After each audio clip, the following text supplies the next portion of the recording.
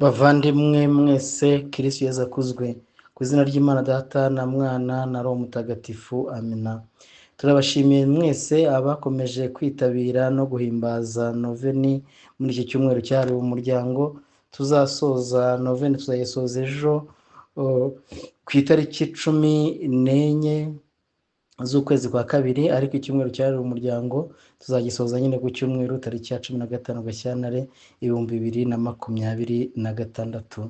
Turabashimiye muryango mwese mwakoze noveni ku giti cyanyu, abayikoze mu matsinda, mu miryango ya Katolika, mu miryango remezo ndetse n'ahandi. Mwabonye ari ngombwa yuko mwakora ino noveni ku bigo by'amashuri n'ahandi.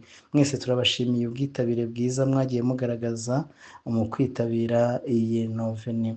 Twibukiranye yuko ku munsi wa mbere twazirikanye insanganyamatsiko igira iti ubumwe bw'abashakanye nibwubahwe kuko bukomoka ku Mana. Ku munsi wa kabiri twazirikanye insanganyamatsiko igira iti urugo nirube koko ishusho y'ubumwe budatana bwa Kristo na Kiliziya ye. Ku munsi wa gatatu twazirikanye insanganyamatsiko igira iti ingo ziri mu mubano wakomeretse, umukoro kuri Kiliziya yose.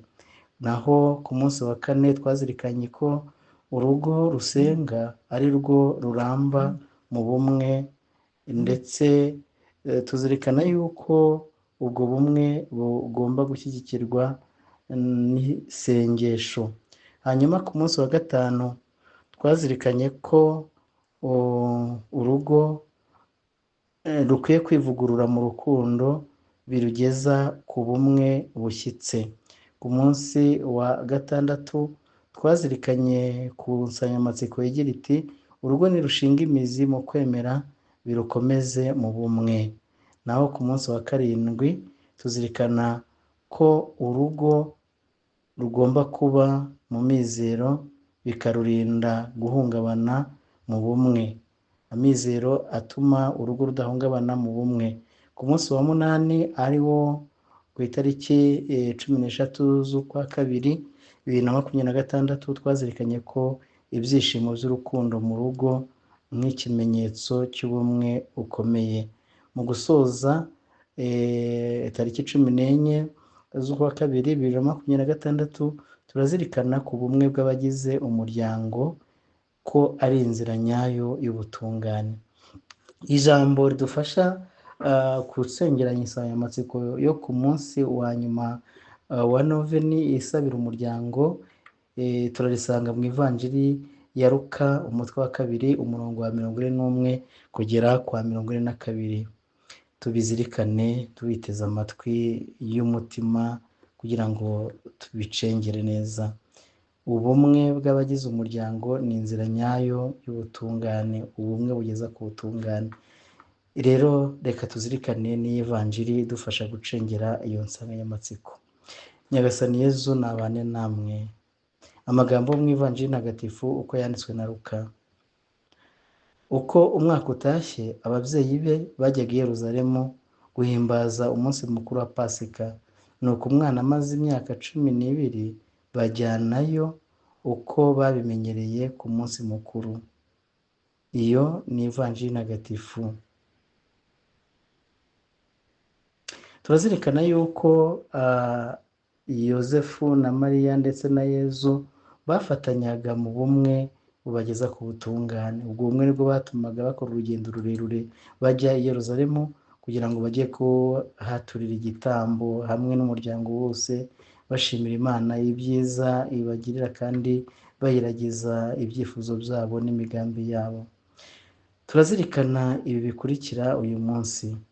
Iyo abagize umuryango bunze ubumwe, bagasengera hamwe, bakajya inama, bagakorera hamwe, ubumwe bwabo bukomeza guturwamo n'Imana no gukomezwa nayo ubwayo. Ni nk'uko byari bimeze mu rugo rutagatifu rw'i Nazareti rwa Yosefu, Mariya na Yezu.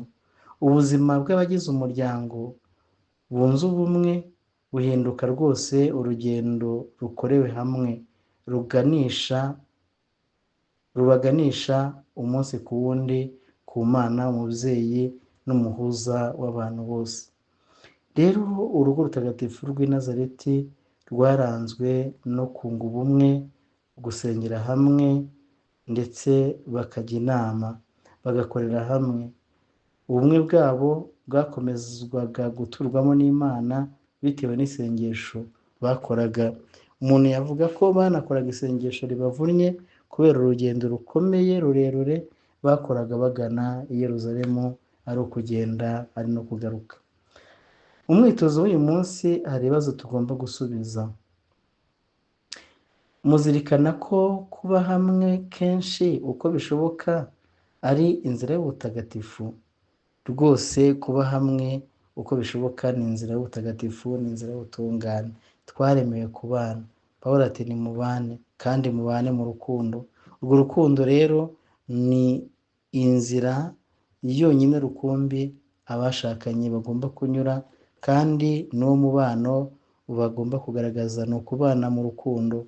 Ni urukundo rwo kunga ubumwe bushingiye ku butatu butagatifu. Ni urukundo rutuma rwose abubatse urugo bamera nk'umugozi w'inyabutatu udashobora kugira ikiwutandukanya cyangwa ikiwuca ngo gikunde. Rero abagize urugo bagomba guhora bubatse ubwo bumwe, kuko kugendana, gusangira, kubana hamwe twarabizirikanye, umutima umwe, amatwara amwe, imitekerereze imwe, imikorere imwe, byaganiweho kandi byumvikanyweho, kwemera kumwe gushingiye ku isengesho basangira, ubumwe bw'umubiri, bagasangira ibiribwa by'umubiri bisanzwe, bagasangira uburiri, bagasangira ikiryamo kimwe. Ibyo byose bikomeza urukundo, nibyo abashakanye bakwiriye guha imbaraga no gukomeraho. Ikibazo cya kabiri kiragira kiti hanze y'urugo rwanyu ni ibiki bibahuza nk'abagize umuryango? Koko hari ibintu bihuza abantu nk'abagize umuryango bigatuma bajya kure yawo cyangwa bameze nk'abagendanatana. Henshi na kenshi tubona akazi, imirimo hirya no hino, tubona amashuri, tubona ibibazo by'ingorane z'ubuzima, gushakisha imibereho n'ibindi bitandukanye. Ariko byose bikorwe mu bumwe, bikorwe gushakisha ntawe ubyanze, gushaka akazi ntawe ubyanze, gukora hirya no hino ntawe ubyanze, amashuri abantu bakiga bakamenya ubwenge bagatera imbere ntawe ubyanze. Ariko byose nibikorwe mu bumwe no mu bwumvikane, kugira ngo hatagira uwo umwe mu bagize umuryango bisitaza.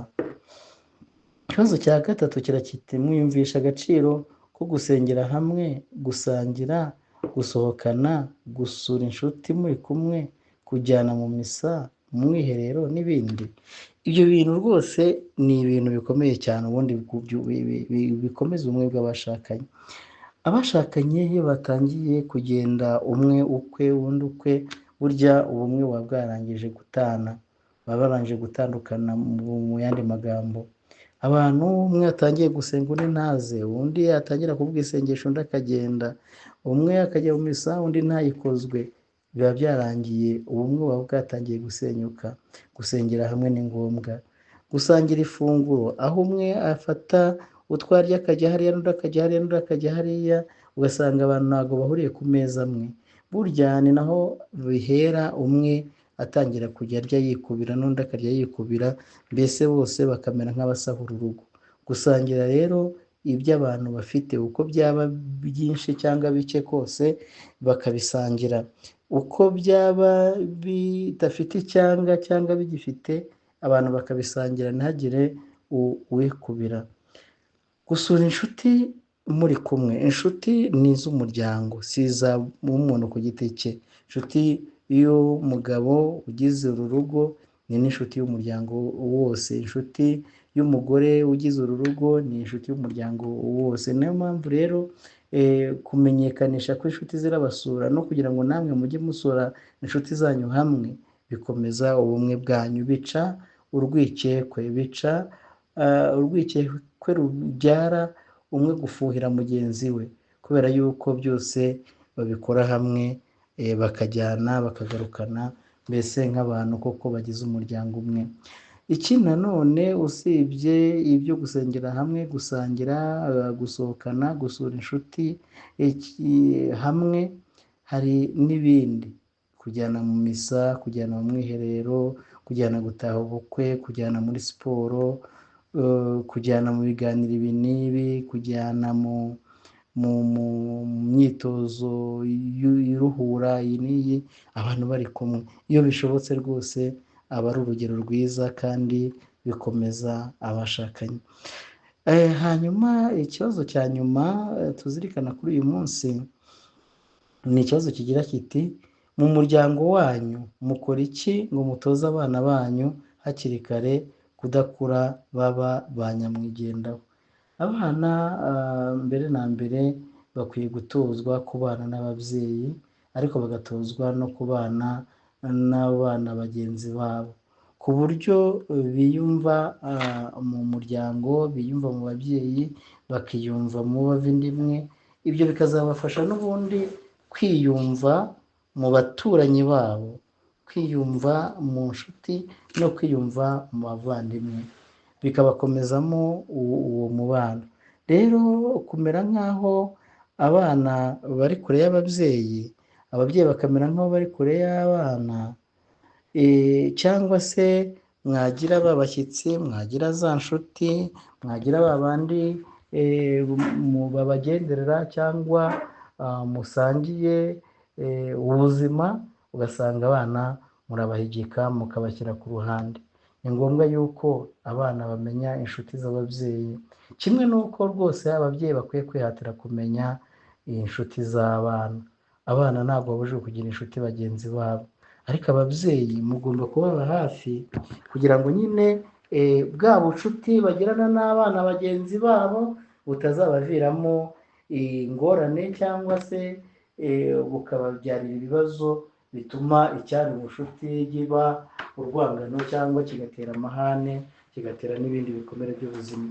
Reka rero twongere tubashimire abakomeje kwitabira noveni yo gusabira umuryango, kandi tubasabe gukomera muri urwo rukundo no kugira ngo mukomeze kubakira ku mbuto nziza mwavanye muri iri sengesho.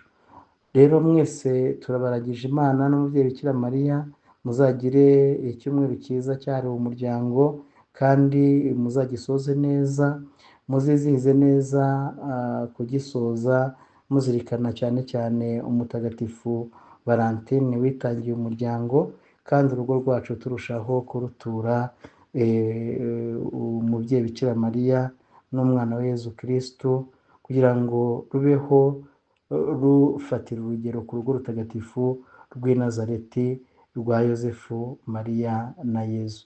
Kugira ngo rero tuzirikane nanone mu gusoza iri sengesho rihatse ubukungu bwinshi bw'ibyo dushobora gusabira umuryango, bw'ibyo dushobora gusabira urugo. Mana Data, ni washatse ko umwana wavukira mu rugo rumeze nk'izindi zose kandi akarukuriramo. Mu mibereho isanzwe y'urugo yabanye na Mariya na Yosefu, maze bamutoza imico nyayo, kandi bamufasha kugenda arushaho gusobanukirwa n'ubutumwa ashinzwe ku isi. Nuko rero dawe turakwinginze, wowe ngo ziriho muri iki gihe gusugira, kunga ubumwe no gushinga imizi ihamye, uhe buri muntu wazituye gusaga mu byishimo byo kumva ari kumwe n'abandi, kandi unogerwe no kubagirira imbabazi. Fasha ingo zose gutega amatwi amajwi y'abaziyambaza no kwihutira kubakirana urugwiro. Mana Data, wowe nyir'ubuntu butagira urugero, reba ni mu ngo zose ziri mu ngorane z'indwara, urupfu, ubwumvikane buke n'ubutandukane, abazituye ubahe kwemera no kukwizera, maze bakurize bo ubwabo nabo kwizerana. Ufashe buri rugo kwakira roho mutagatifu wawe no kwemera buri munsi kuyoborwa nawe, maze ingo zose zibe ishingiro rya Kiliziya n'isoko y'amajyambere nyakuri, ku bwa Yezu Kristo umwami wacu. Amina.